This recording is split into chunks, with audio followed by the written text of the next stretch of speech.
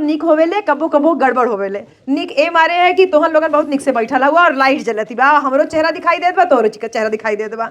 और एक चीज के और निक बा कि दिना भर जौन कटिया उटिया का काम होता है इस समय सब बंद हो जाते हैं। तो थोड़ा समय निकाल के जो आप लोग यहाँ बैठे, धान पीटने का टाइम तो यह ही है, लेकिन जो आप लोग समय निकाल के यहाँ बैठे हैं इसके लिए मैं आपको बहुत धन्यवाद दूंगी।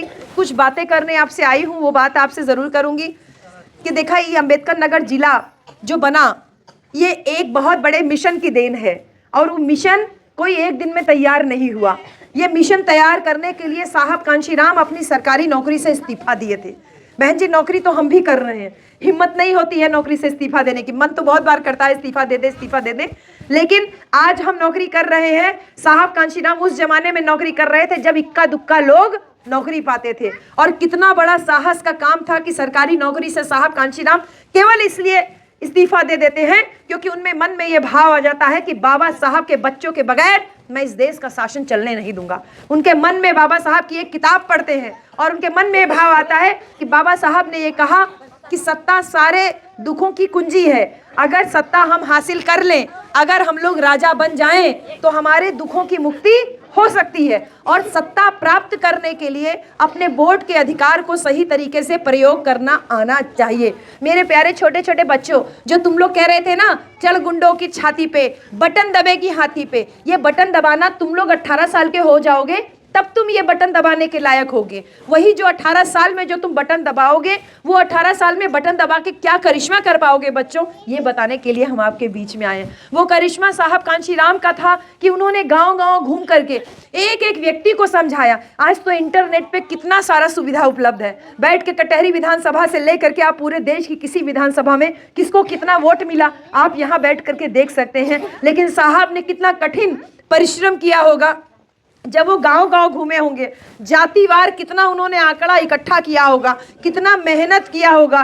पूना में नौकरी करते थे, पूना में लोगों को समझाने की कोशिश किए, उनको समझ में नहीं आया। फिर जब वो पूना से दिल्ली में आए, जब साहब कांशीराम दिल्ली में छोटी छोटी मीटिंग्स करते थे तो वहाँ पे किसी ने बताया, एक गांव में एक जानकार व्यक्ति था, वो कहता है कि ये तुम क्या बताने की कोशिश कर रहे हो कांशीराम, कि आप ये बता रहे हो कि हम इस देश के राजा बन सकते हैं। अरे जिस देश में लोगों को साफ पानी पीने का अधिकार नहीं था, जिस देश में लोगों को अच्छा खाना खाने का अधिकार नहीं था, लिखने पढ़ने का अधिकार नहीं था, उस देश में आप राजा बनाने की बात कर रहे हो। कह रहे हैं तुम्हारी बात हम लोगों को तो समझ में नहीं आ रही है, लेकिन दिल्ली में एक व्यक्ति है जो तुम्हारी बात समझ सकता है, वो है जय भगवान जाटव।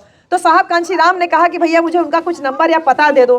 तो उस जमाने में फ़ोन ऑन तो होता नहीं था, किसी ने उनको बता दिया, उनका एड्रेस दे दिया कि जाओ उनसे जाकर के मिल लेना। जब साहब कांशीराम जय भगवान जाटव के पास पहुँचे तो कई दिन से जैसे वही शर्ट पहन रहे थे, आज तो हम लोग एक दिन दो दिन कपड़ा पहनते हैं, धुलने डाल देते हैं, यही सफ़ेद कपड़ा गंदा लगने लगता है, जबकि गंदा होता नहीं। अब साहब कांशीराम के मन में जुनून सवार था, नौकरी से इस्तीफा दे करके लोगों को जागरूक करने का जुनून लेके मन में निकले हुए थे। जब जय भगवान जाटव से साहब कांशीराम मिलते हैं तो वो एक तो हाफ शर्ट पहने होते हैं जिसका यहाँ से जो है सिलाई तक उधड़ा होता है, पैंट पहने होते हैं एकदम मैला कुचला होता है जिसके पैर की मोहरी का जो है सिलाई उधड़ा होता है, चप्पल लगभग आधे से ज़्यादा घिसी हुई होती है और बाल एकदम बिखरे हुए होते हैं, एकदम धूल से सना हुआ शरीर रहता है।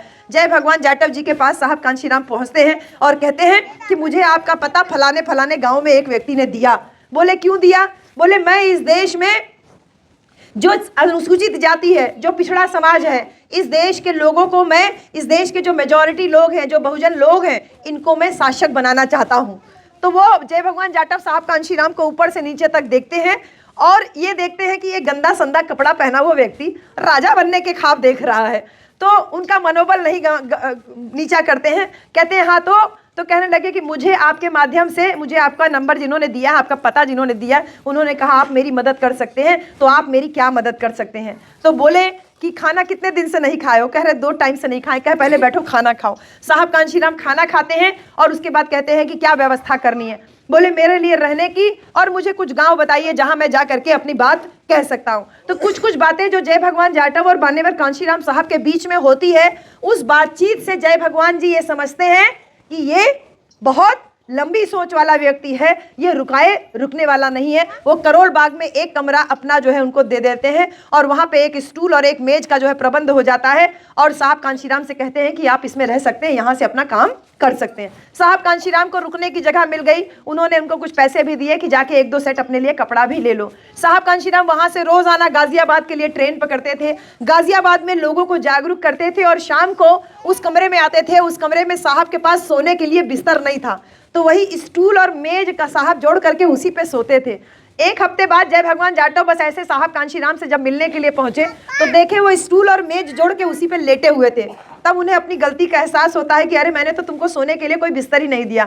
बोले आपके लिए हम पलंग का इंतजाम कर देते। कहने लगे कुछ नहीं, बस हमको कुछ बिछाने के लिए दे दीजिए, हम यहीं नीचे बैठ करके नीचे लेट करके अपना काम चला लेंगे। तो सोचिए, जिस साहब कांशीराम ने आपको हमको 4 बार उत्तर प्रदेश का मुख्यमंत्री बनाया, उसने कितना संघर्ष कर करके हम लोगों को यहाँ तक पहुँचाया कि वो ज़मीन पे सोए और उसके बाद कुछ समय के बाद जो है उनके लिए वहाँ पे पलंग की व्यवस्था हो पाई। ऐसा संघर्ष साहब कांशीराम ने किया। जब बहुजन संगठक साहब कांशीराम ने एक वो निकाला अखबार, अभी तो सोशल मीडिया है, प्रिंट मीडिया, तमाम मीडिया हमारे पास है, अखबार है, टीवी है, बहन जी बहुत न्यूज़ है, रेडियो है, लेकिन जब साहब कांशीराम काम कर रहे थे उस समय हमारी आवाज़ सुनने वाला कोई भी नहीं था। साहब कांशीराम ने बीड़ा उठाया कि अपन लोगों का अपने समाज का एक अखबार होना चाहिए, बहुजन संगठक। तो उसका पूरा रूपरेखा तैयार किए। तो बहुत सारे लोग साहब कांशीराम के साथ में नागपुर में थे, क्योंकि नागपुर में ही प्रेस थी जहाँ पे वो छपना था। साहब कांशीराम सुबह उसका उद्घाटन होना था उस अखबार का, बहुजन संगठक का, और साहब कांशीराम रात का 2 बज रहा था और वो कहने लगे कि नहीं, जब अखबार प्रिंट होगा तो मैं यहीं बैठूंगा, मैं यहीं रहूंगा। 2 दिन से साहब कांशीराम अपने कमरे पे नहीं गए थे और वही अखबार के दफ्तर में कि जैसे पहला प्रिंट आएगा तो मैं उसको अपनी आंखों से देखूंगा। बोले साहब 4 बजे के पहले प्रिंट नहीं होगा, आपके पास समय है, तब तक आप थोड़ा सो लीजिए। बाकी जो कार्यकर्ता थे वो लोग अपने घर चले गए। साहब जिद करके वहीं कार्यालय में ही रुके। तो जो 2-3 लोग कार्यालय में जो प्रिंटिंग वाले थे वो लोग कहे साहब तनी टाइम बाद तू चाहा तो तनी एक आध झपकी आप थोड़ा सा ले लीजिए। तो साहब कांशीराम थोड़ा हवा लेने के लिए उस कमरे से बाहर निकलते हैं जहाँ पे वो प्रिंटिंग प्रेस लगी थी।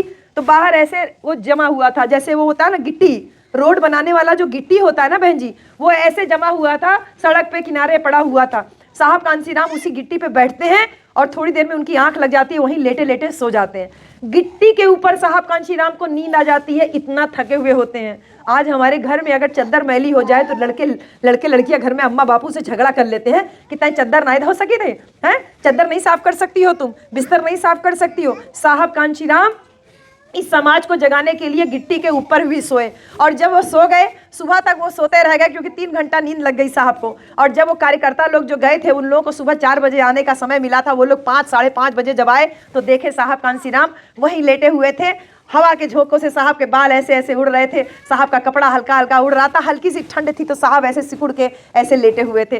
तो वो लोग जब साहब कांशीराम को ऐसे देखते हैं तो उनकी आंखों में आंसू आ जाता है कि साहब कितना परेशानी से, कितनी मेहनत से आज हमारे समाज के लिए लगे हुए हैं। और जब उस कार्यक्रम को सफल करते हैं, साहब की नींद खुलती है, साहब तैयार होते हैं और कहते हैं कि चलो अब इस अखबार के लिए इसका जो औपचारिक रूप से इनॉग्रेशन होना था, उद्घाटन होता, तो वो कार्यक्रम हुआ। इसी प्रकार से साहब कांशीराम जब गांव-गांव आपको हमको जागरूक करने के लिए निकलते थे तो एक बार की बात है, जैसे हल्की हल्की ठंडी अब शुरू हो गई ना, आज सुबह से कुहेसा पड़ना भी शुरू हो गया, ऐसे ही हल्का हल्का ठंडक शुरू हुआ।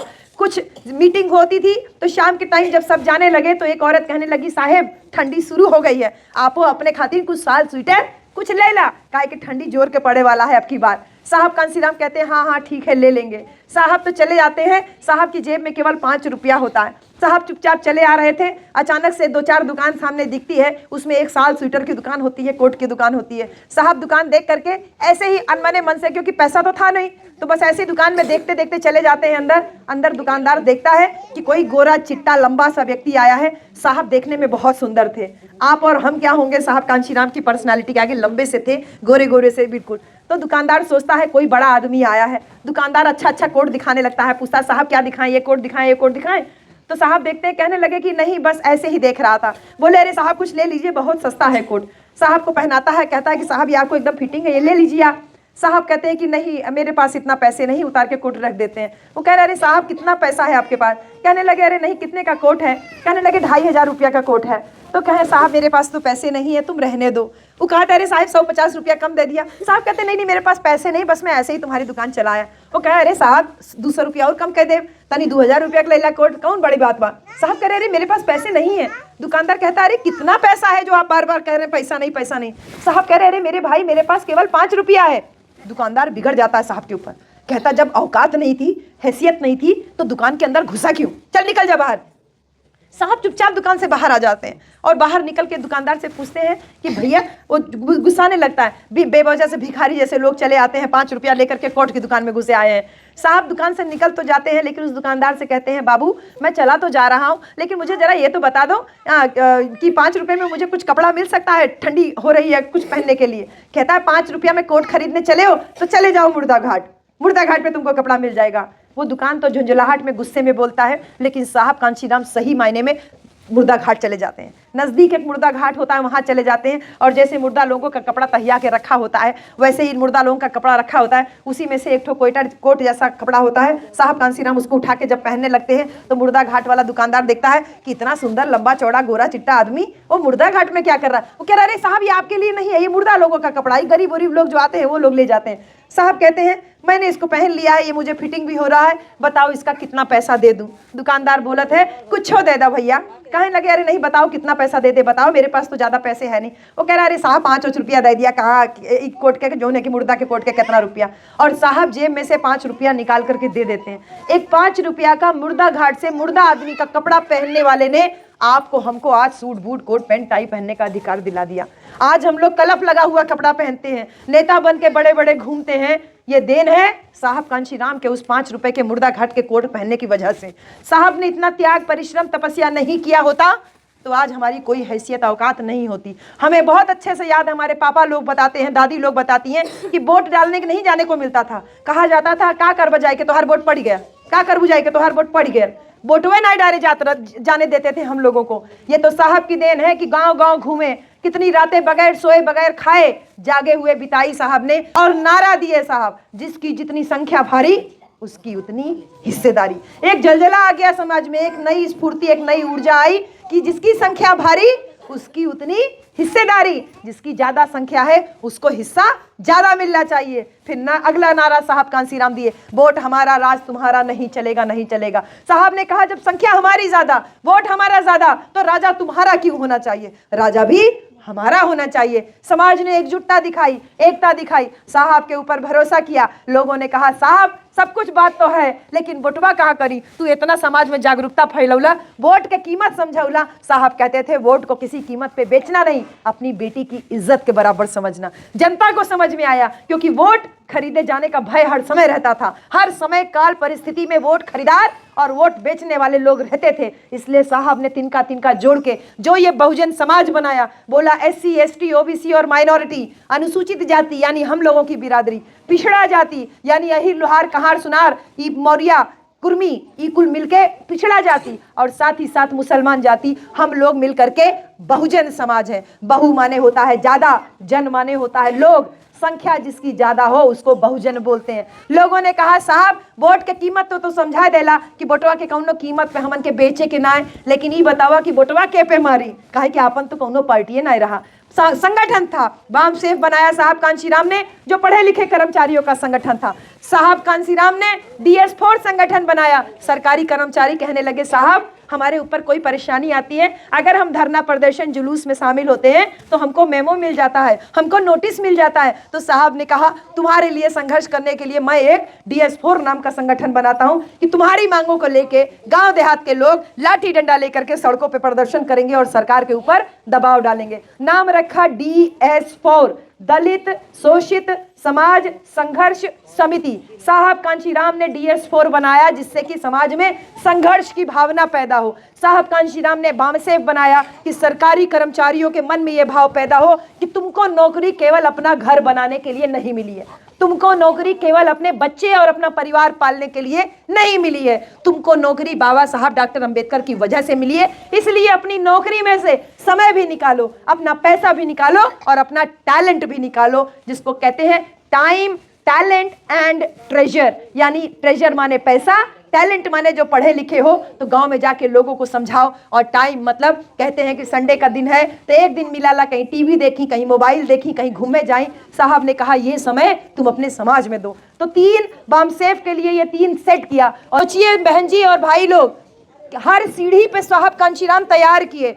ये काम, ये जो मैं बातें बता रही हूँ ना, मैं हर गांव में नहीं बताती हूँ, ये आपके गांव में इसलिए बता रही हूँ क्योंकि कुछ युवा बच्चे मुझे जो दिखाई दे रहे हैं, आप लोगों को इस बात को समझना है कि अगर ट्रेंड ड्राइवर होता है बहन जी, क्यों गाड़ी चलावे वाला एकदम ट्रेंड बनाई होए तो ओके स्टीयरिंग पे बैठा दा तब भी सही से गाड़ी चली। अगर जे तनी मध्यम उद्धम चलाए वाला नौसिखिया ड्राइवर होए और ओकरे हाथ में स्टीयरिंग पकड़ाए दा, गाड़ी कहीं जाके भिड़ाई दे।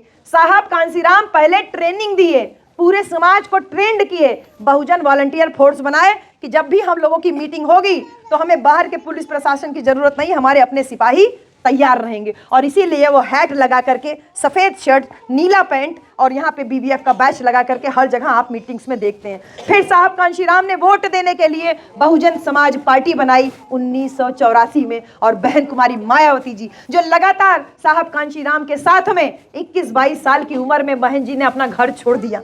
उनके पास उनके पिताजी ने 2 चॉइस रखी, या तो तुम मुझे चुनो और या तो साहब कांशीराम को चुनो। क्या तुम रोजाना ही नेता बनने के लिए रोजाना कांशीराम के साथ में चलती रहती हो? पिता नाराज थे क्योंकि बेटी को कलेक्टर बनते हुए देखना चाहते थे। बहन जी आईएएस बनने की तैयारी कर रही थी। कहने लगे तुम चुपचाप घर में रह के पढ़ाई करो, ये जो गांव गांव घूम करके कांशीराम साहब के साथ में समाज सेवा कर रही हो ये अच्छी बात नहीं है। तो एक दिन ऐसा दौर आया जिस दिन उनके पिताजी ने उनको चेतावनी दी, या तो तुम साहब का साथ लो और या तो अपने पिता का घर लो, तो तुम्हें 2 में से एक चुनना है। बहन कुमारी मायावती जी ने अपने निर्णय को मजबूत किया और समाज के लिए अपने पिता का घर छोड़ दिया। आजीवन अविवाहित रह के साहब कांशीराम के साथ में इस मूवमेंट में निकल चली। और जब 1984 में बहुजन समाज पार्टी बनी तो उस बहुजन समाज पार्टी की पहला चुनाव लड़ने वाली बहन कुमारी मायावती जी 48,000 वोट पाके तीसरे स्थान पे रही। ये बहुजन समाज की पहली बहुत बड़ी जीत थी। मुझे आज ये बात इसलिए आपको बताना पड़ रहा है कि जब बहन जी से हमारी मुलाकात हुई मार्च में, तो बहन कुमारी मायावती जी से 2 घंटा मेरी बात हुई।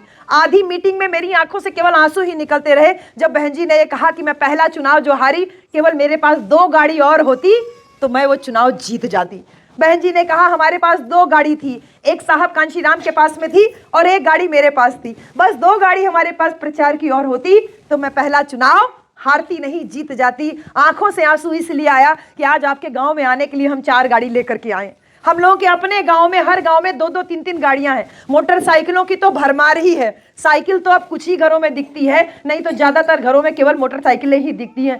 आज साधन संपन्न इतना हो गए हम लोग, लेकिन अपने महापुरुषों के संघर्ष को धीरे धीरे भूलते जा रहे हैं। इसलिए कोई भी नौसिखिया ड्राइवर हमारे बच्चों को बीच में आता है और बरगला के, बहला के, फुसला के ग्रेड चमार बना करके लेके चला जाता है। उसके पीछे की मेहनत को आपको जानना होगा। जब बहन जी ने कहा कि 2 गाड़ी और होती तो मैं वो पहला चुनाव हारती नहीं, जीत जाती। 84 में चुनाव होता है, बहन जी हार जाती हैं। 85 में उपचुनाव होता है, बहन जी हार जाती हैं। 27 में पुनः चुनाव होता है, बहन जी हार जाती हैं। लेकिन जब 89 में चौथा चुनाव बहन जी लड़ती हैं तो बहन जी कैराना से पहली दलित महिला सांसद के रूप में बहुजन समाज का मान सम्मान गौरव बढ़ाती हैं। समाज में नई लहर उड़ती है। अपने वोट से, अपने समाज के वोट से इतना एकजुटता फैलाया, इतना तैयारी किया कि उसने अपने आप को सांसद बनाया। न केवल खुद को सांसद बनाया बल्कि आजमगढ़ से रामकिशुन यादव जी और एक ठो पंजाब के होशियारपुर से निकला था हरभजन सिंह लाखा। बहुजन समाज के 3 कप्तान तैयार थे।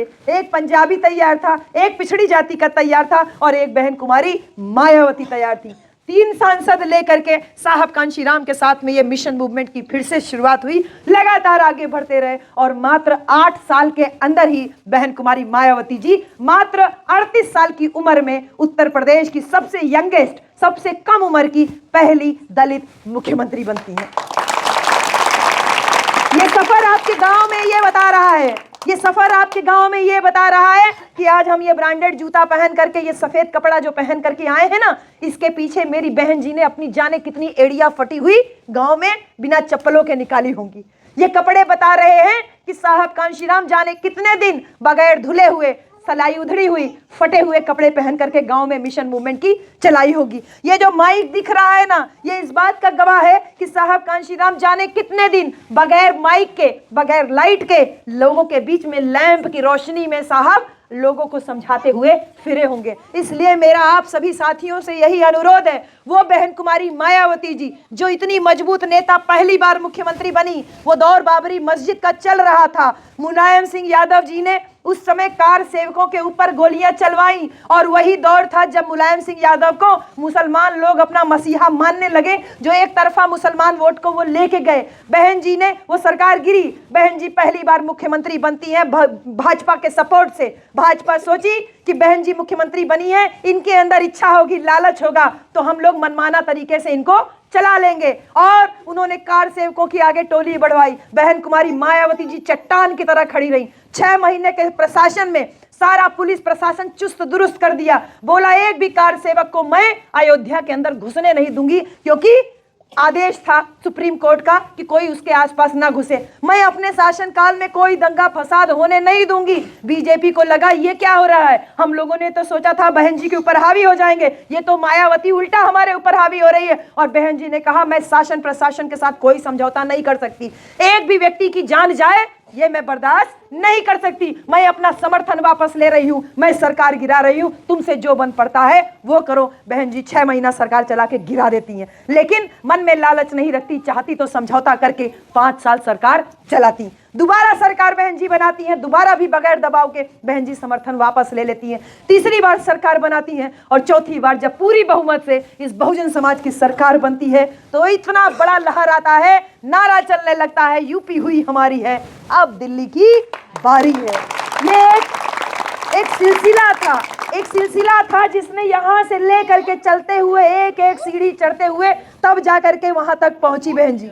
समझ रही है, उनके भी मन में ये भाव आया होगा ना कि कब वो हमार मूड पिरात होए, हमार माई मूड दबा दे हमार, हैं कब वो मन करत होई ना कि केहू माई के कोरा में तनी छुप कर रोए ले, कब वो मन करत होई ना कि हमारा अभी पति होता तो हम भी उससे थोड़ा 2 लफ्ज प्यार का बतिया लेते, मेरे पास भी शादी होती तो बच्चा होता, परिवार होता, हम भी हंसते खेलते। लेकिन अपनी सारी इच्छाओं की कुर्बानी करके बहुजन समाज के लिए हमारी बहन जी ने रात दिन संघर्ष किया, हमको सत्ता के शीर्ष पे पहुंचाया। न केवल शीर्ष पे पहुंचाया, इस अम्बेडकर नगर जिले को बनाया, संत कबीर नगर जिला बनाया, संत रविदास नगर जिला बनाया, छत्रपति शाहू जी नगर जिला बनाया, ज्योतिबा फुले नगर जिला बनाया, पंचशील नगर जिला बनाया, तमाम बहुजन महापुरुषों के नाम पे बहन जी ने जिला बनवाया। और इन जिले में medical college, engineering college, polytechnic college, degree college, inter college, ITI college, BEd, BTC तमाम शिक्षा की व्यवस्था की। और बहन जी का यही सपना था कि आरक्षण से लेंगे SPDM, वोट से लेंगे CM PM। आरक्षण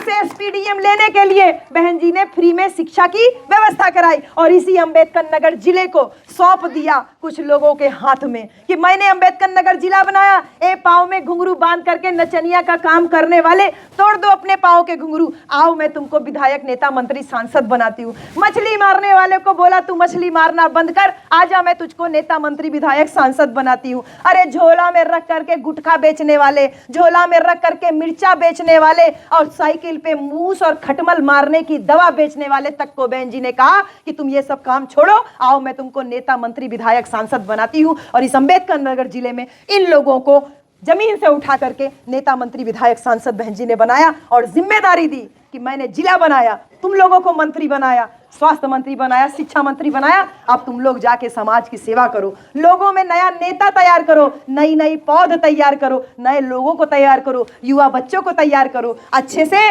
सारे गांव में किसी के पास कच्चा मकान न रहे, दुआरे तक ले RCC का रोड पहुंचे चाहिए। बड़ा बड़ा जो अधिकारी लोग था वो ऐसे फाइल ले करके दौड़ते थे हम लोगों के गांव में, कब वो ले जाए के तहसील पे कोनो शिकायत दर्ज हो जाए कि भैया हमारी जमीन पे इतना इतना है, तो सुबह 8 बजे लेखपाल आपके गांव पहुंच जाता था कि भैया कौन बात रहा, चला आके बैठ जाता, नहीं समझौता कराई दे, जौन जौन बतिया है तो नाप जोड़ करके आपका खेत उसका फरियाया जाए। ये बहन जी के शासन का टेरर था। टेरर का मतलब खौफ था कि बड़े बड़े अधिकारी कांपते थे, अगर हमारी कोई शिकायत हो तो उसको तुरंत निस्तारण किया जाता था। ये बहन जी ने करके दिखाया, और जब इन तमाम नेताओं को तैयार किया, इनसे कहा कि तुम जाओ जाके लोगों को तैयार करो, तो इन लोगों ने जानते क्या किया, अरे बहन जी ने बहुत लेट कर दिया इनको निकालने में, इनको तो बहुत पहले कर देना चाहिए था, क्योंकि इन लोगों ने समाज में नेता नहीं तैयार किए, इन्होंने केवल अपने परिवार के नेता तैयार किए। इन्होंने चाहा कि मैं नेता बन गया, अब मेरी बिटिया नेता बन जाए, मेरी बिटिया को टिकट मिल जाए, मेरे बेटवा का टिकट मिल जाए, और जब बिटिया बेटवा नालायक निकल जाए